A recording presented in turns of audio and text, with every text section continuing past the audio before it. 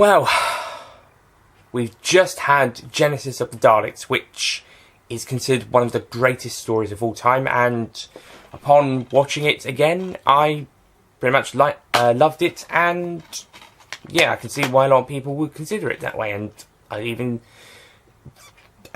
gave it the 10 out of 10. Well, it deserved it anyway. What is it following up by? This. We waited 6.5 years until we saw the Cybermen again, and this is what we get. What's worse is that it'll be nearly another 7 years until they make their next appearance.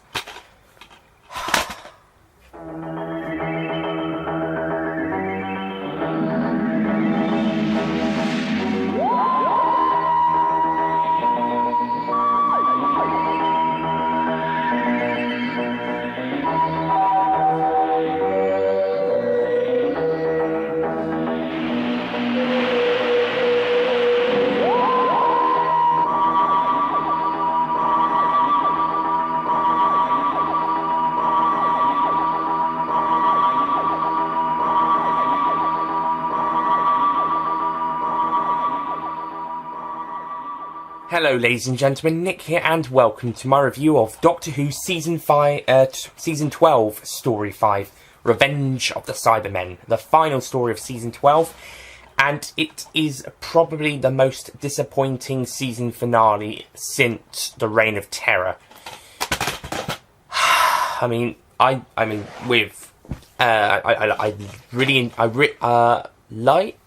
really liked the Time Meddler.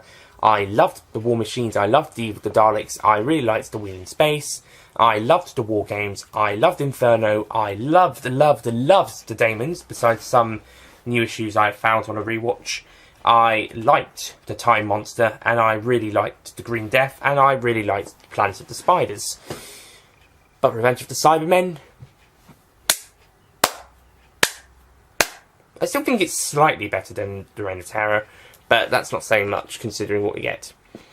Okay, I'll have to start with this story. It's written by Gerry Davis, one of the co-creators of the Cybermen, and I think he's forgotten how to write Cyberman stories. I mean, he co-wrote the 10th Planet, and he co-wrote The Tomb of the Cybermen. I think Kit Pedler just wrote The Moon based on his own, and then the other two Cybermen stories were by David Whittaker and Derek Sherwin, respectively, both based on story ideas by Kit Pedler.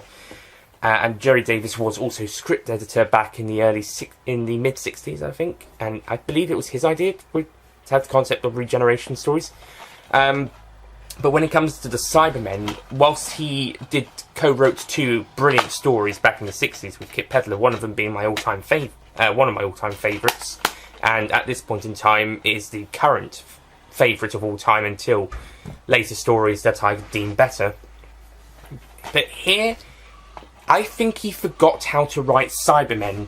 In fact, I even think he forgot how to write a good story. The story's a bit naff with I'm okay with the Cybermen trying to get rid of their planet of Voga, as now gold seems to be their weakness, which I can accept. Somehow it's canon that Cybermen can now be stopped by gold, but okay, it can make for an interesting story, but it's not really that interesting, the story they're trying to do. It's also tying up the story arc started in the arc in space, where they go back to the Nerva beacon, and it doesn't quite, that's good, that going back in time to the Nerva beacon at an earlier point, and they have to stop the Cybermen. And I think a train just sneezed. Somehow.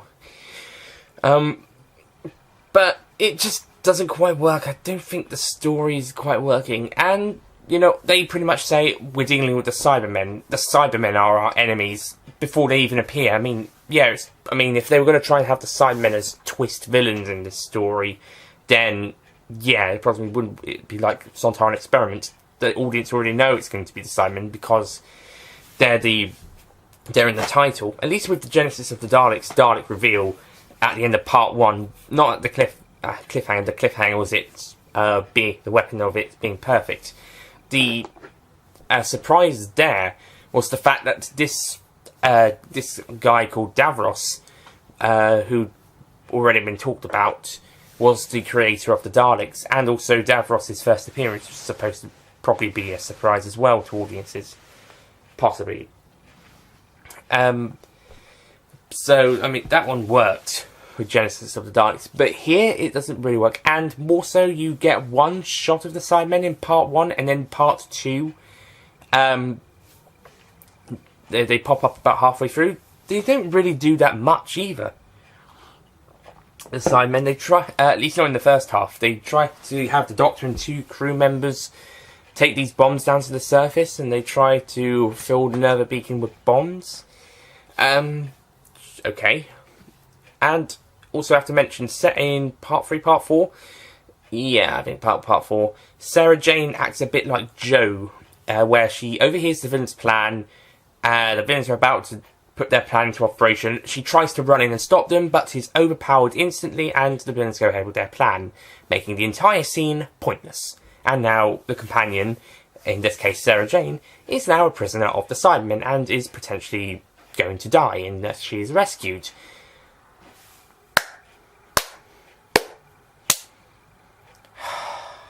In this story, Sarah Jane takes a couple steps back to where she'd been going in the previous couple stories. She'd been getting stronger and stronger till last story she led a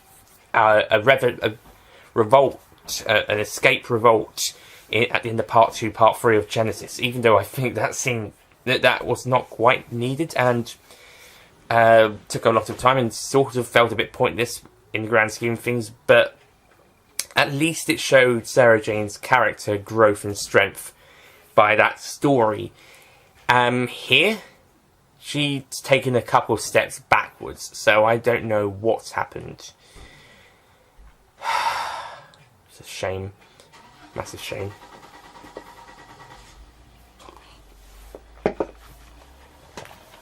I also don't really like the Vogons.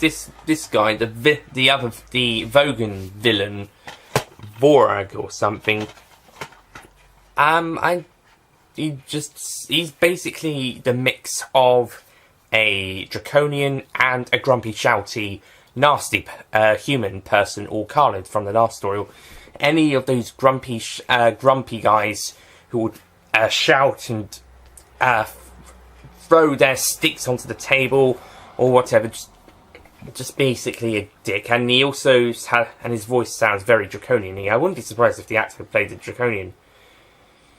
And in fact, was it Kevin Stoney who played this guy? No, I don't think so. Kevin Stoney was just 2 villains in the 60s. I don't think he was here.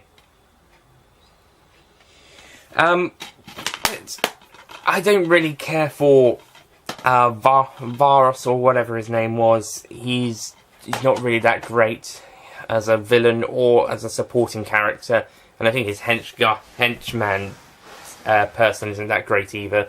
And Voros gets a very weak death. He's just shot by another Vogan who was pretty much waiting for his cue by the looks of it. And also one of the Nerva Beacon crew, he gets a pretty pointless death where he just jumps off the cliff on the Cybermen and turns his harness thing, which kills him because if the team took off their harnesses before the powers turned off, then they would explode there and then.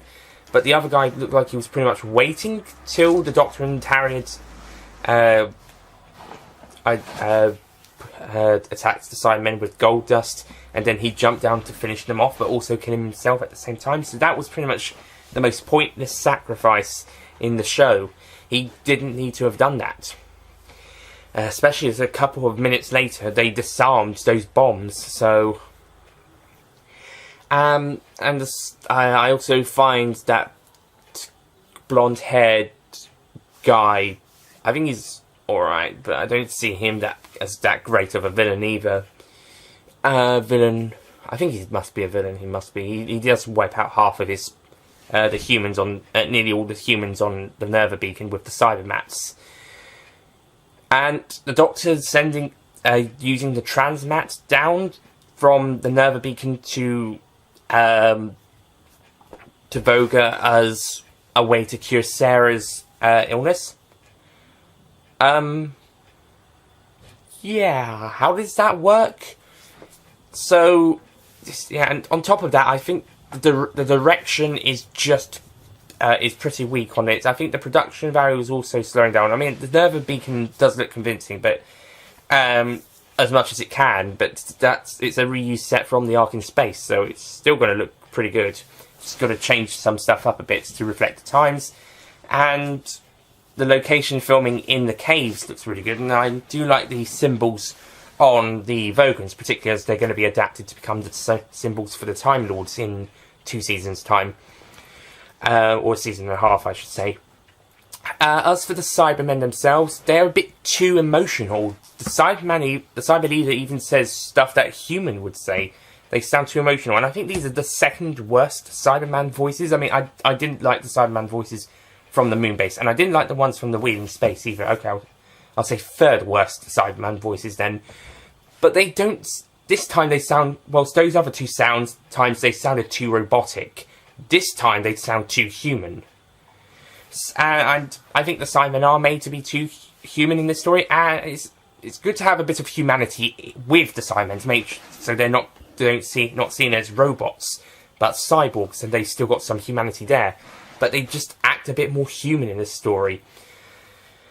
Especially the Cyber leader, who's putting his hands on his hips. He's saying stuff like an evil villain would say. He's saying good and excellent, and the excellent is not as good as the Cyber leaders from the 80s, who still manages to show a little bit of emotion, but along with the other Cybermen from the 80s, still feel like Cybermen. And I also think this has the Cybermen costumes here are a slight downgrade from the Invasion. Their handles are more like tubes rather than solid handles, and I think they're still men in silver jumpsuits. I think, and this is a problem that all of the classic Cybermen designs have. They're just men in silver jumpsuits, and they don't look terribly convincing. At least they try to make them look a bit more robotic, or less like men in silver jumpsuits in the 80s. And they also tried to make them a little bit more human in 10th Planet, but they just look a bit more like men in silver jumpsuits in the story, especially if you're looking from the back of the Cybermen. They certainly look like it. I mean, it's not a terrible design. It's basically the same design as the Invasion with some slight alterations. And I think the Invasion was the best of the 60s designs. But judging by what they would eventually evolve into by the 80s, that makes a lot of sense. But it still doesn't look very good, and it just looks like they're just copying the design of the Invasion and only adjusting it slightly, and the adjustments don't quite work. Not really. I mean, it doesn't really make much difference. They could have done a Tomb of the Cybermen and just kept the same costume with some tweaks instead of some notable tweaks. And also the way that they are supposed to be presented in strength. Both 60s and 80s Cybermen are presented to be strong creatures when they grab someone, or they knock someone down, or if they just a little touch could potentially kill someone or knock them out. Here, doesn't quite work. I mean, sometimes when they grab someone, it does seem like they are hurting them. But there is, in part 4 certainly, got Cybermen basically just... The Doctor and Sarah Jane, I don't know if you could see that. Just, I don't know, giving them a massage or something. Just shaking down. If a new series Cybermen, or at least one from 2006 to 2013 was doing it, one from Rise of the Cybermen, or Closing Time, for example, if they touched your shoulder, you would be deleted within seconds if it was a new series Cybermen. I don't know about the Nightmare in Silver Iron Man-like Cyberman costume, Cyberman's designs, but the ones that are compared to Iron Man, but certainly the ones from 2006 would, if they touched you on the shoulder, you would be dead. And whilst classic Cybermen don't really do that, these guys are pretty much probably are just giving the Doctor and Sarah Jane a massage. It's not very scary. I'm someone who grew up with the Cybermen, and I find them scarier. Probably because they're probably the best designs in terms of both human and robotic. Take off the C chess piece, and you like they did in 2011, and you pretty much got a perfect design. You just got to make them a bit faster, which is something the 2013 Cybermen are improvement on. And something the classic Cybermen are improvements on as well. Are better at then. But I don't know, but these guys just don't work. And I'm actually one of the people who's actually okay with men in silver jumpsuits, Cybermen, mainly 80s ones, because they are proven to be equally strong in their stories. They are depicted as strong and strong foes to be reckoned with, and 60s Cybermen, they had this as well. But the 70s ones, no. The 70s ones are presented as pathetic, which is a massive shame. And I think this is both a problem with the script and the direction. I think if the direction had been better, the story would have been presented better. It would have worked with the script. I mean, it's not a great script. It's a pretty weak script, but it probably would have made it a little bit better, at least. A good direction and good production values, and it may have tried to make the Cybermen actually look good. But the production is okay, but it's half of it's the same production as the Ark in Space, so...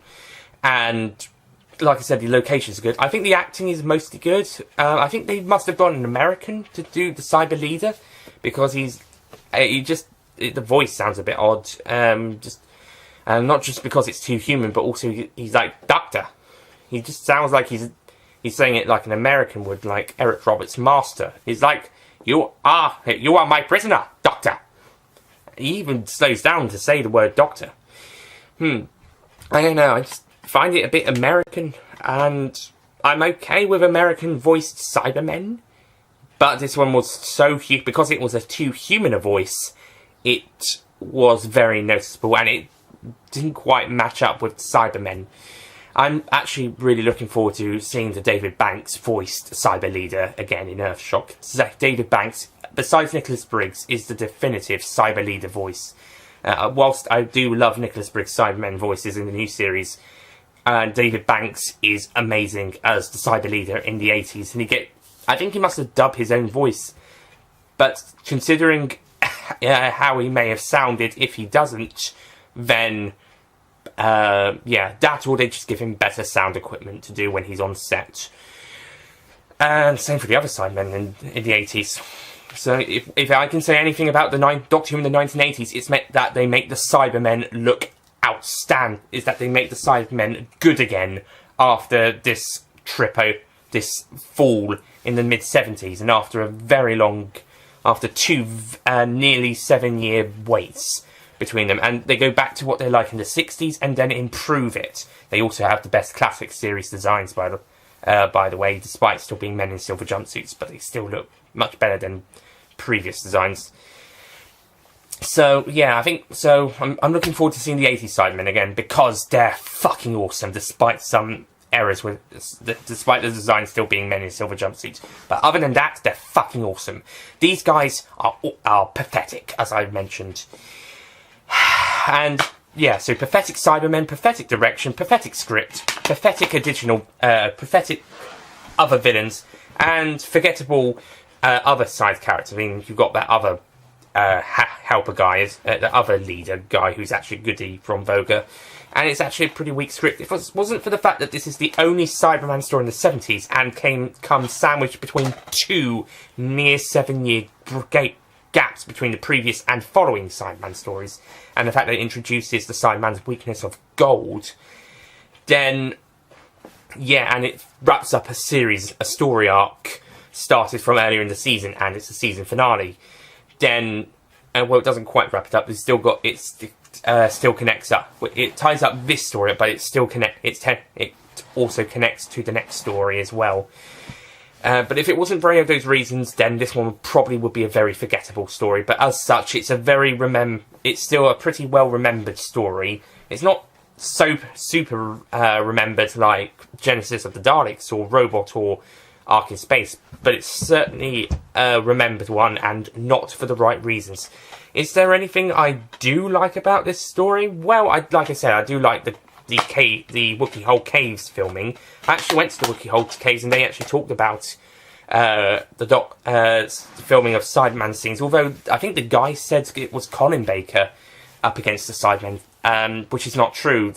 Because me, having seen Attack of the Cybermen by that point, actually, thanks to UK TV Gold and the 10 Faces of Doctor Who weekend, I actually thought he was talking about Attack of the Cybermen. But no, it was wrong. It was wrong, or I was wrong. Or I misheard him and I thought he said Colin Baker instead of Tom Baker. But certainly when I got the original Ark in Space DVD, not the special edition I showed in the review, although it's on there as well, but on the original one there is a news featurette about the filming of this story at the Wookiee Hole Caves, and I think it's on here as well.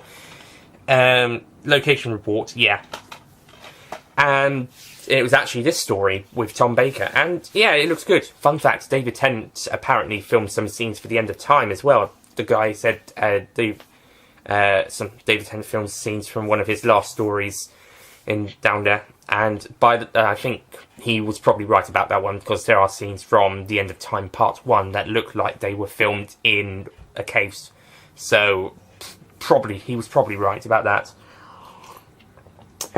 And he was probably right about this, he just got the Bakers wrong, that's all. If I heard him right and he said Colin Baker instead of Tom Baker, I might have heard him wrong. I think it was 2009 we went. We've been there at least 2 or 3 times, and I think this was the first in 2009.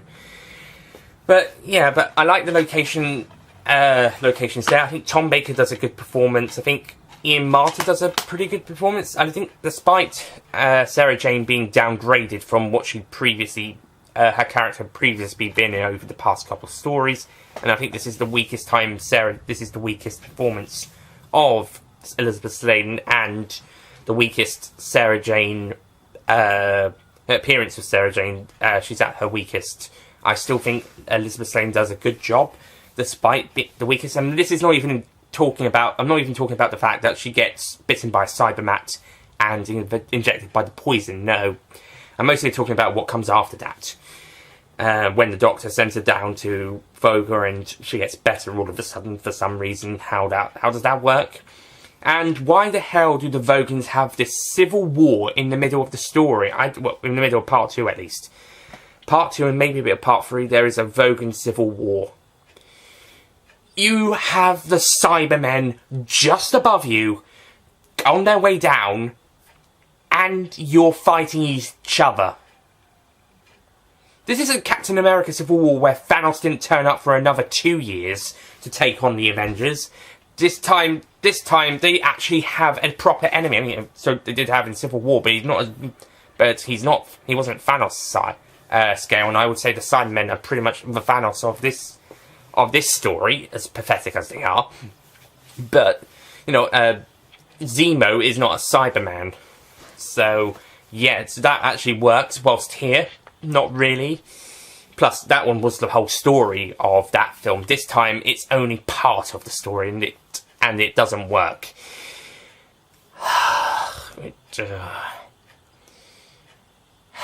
So, in the end, I did have a 7 original score, but I did lower it to 6. But I think I have to lower it once again now. So, yeah, I'm going to have to change my score on my list. But I am going to give Revenge of the Cybermen a 5 out of 10.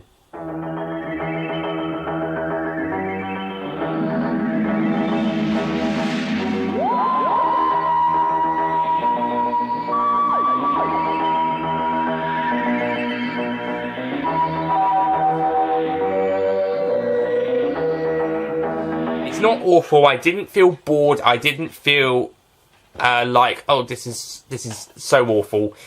I just think it's a very weak story, and the direction and the production just couldn't make it any better than it could have been.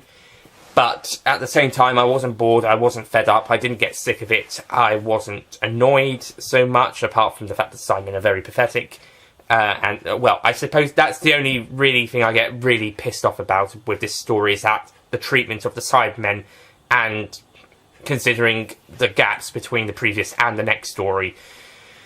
But that's really the only thing I get annoyed about this one. It's not something like Colony in Space or Monster of Peladon or Space Pirates, where I'm going to rant about much. Besides, that's pretty not too much. I'm just going to rant about the use of the Cybermen, that's all. But besides that, it's just a weak story, just couldn't be made any better. So, yes, that's why I'm kind of being a bit nice with the 5 out of 10 score after everything I've been saying. It's been a mostly negative review, but considering it was actually going to be higher, then I think I'm actually quite just. And it was originally going to be 6, and that was after a drop, after a 7 score after watching the story. But after doing this review, I dropped it to 5, so I think I'm actually quite just in giving it a 5. It's also not as bad as something like the Ice Warriors or anything, so that's why I still consider it. And like I said, I prefer it to Reign of Terror. Just a little bit. I think on the story and production wise, it's worse, but I prefer it just a little bit more. I mean, if I was given the choice of which one to watch, I would watch this. I mean, I'm not a fan of this one, but I'm less of a fan of Reign of Terror personally.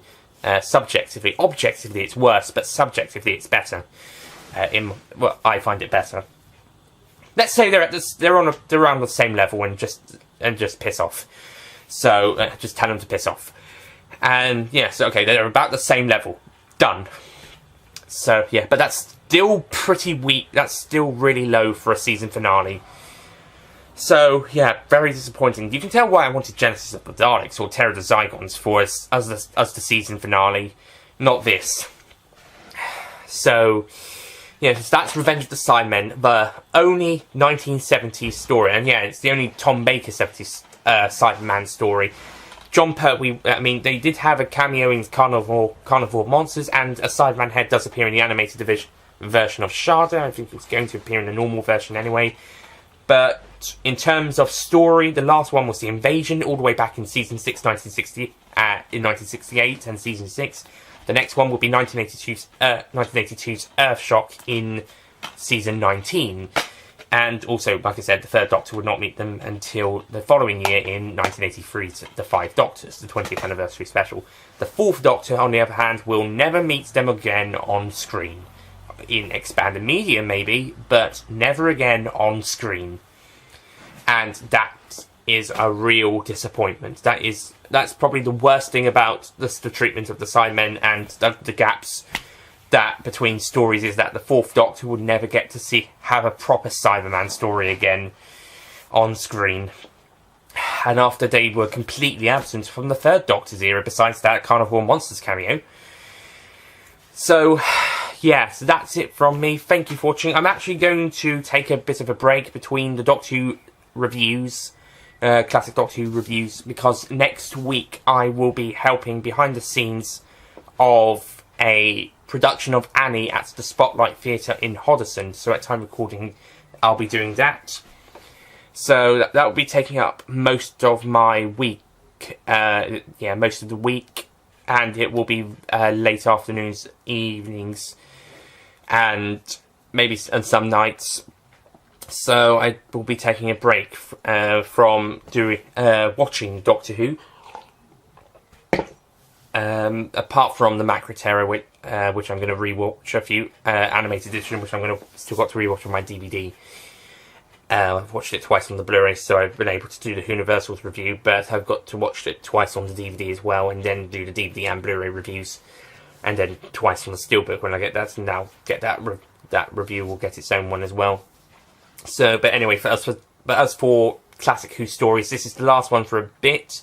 I know in terms of uploading wise, we've actually just come off a break after the John Pertwee ones for Tom Baker's first season, but we're going to go on to another break in a bit. Maybe not as long for you, be longer for me though. But certainly we'll be on a break. But when I do return with Doctor Who reviews, we will be on to season 13, and at the end of that season, we'll be halfway through the classic era. And when we return with the season 13 reviews, we'll be starting with Terror of the Zygons, a much better story than what we have to have today. So it's a shame what we had to end on this story, but we've got this one to look forward to in a couple of weeks' time, so that's good. Anyway, thank you for watching, and I'll see you guys next time, and I'll also do my Season 12 ranking before we take the break as well. Okay, I'll see you guys next time. Goodbye.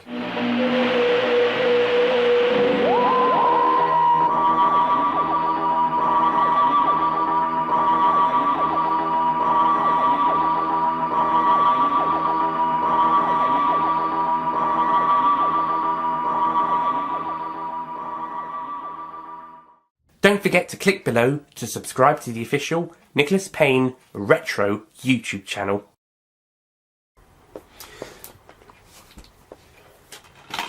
And what's worse is that it'll be nearly another 7 years. Yeah, nearly another 7 years till they return afterward. What? So, I prefer... And when we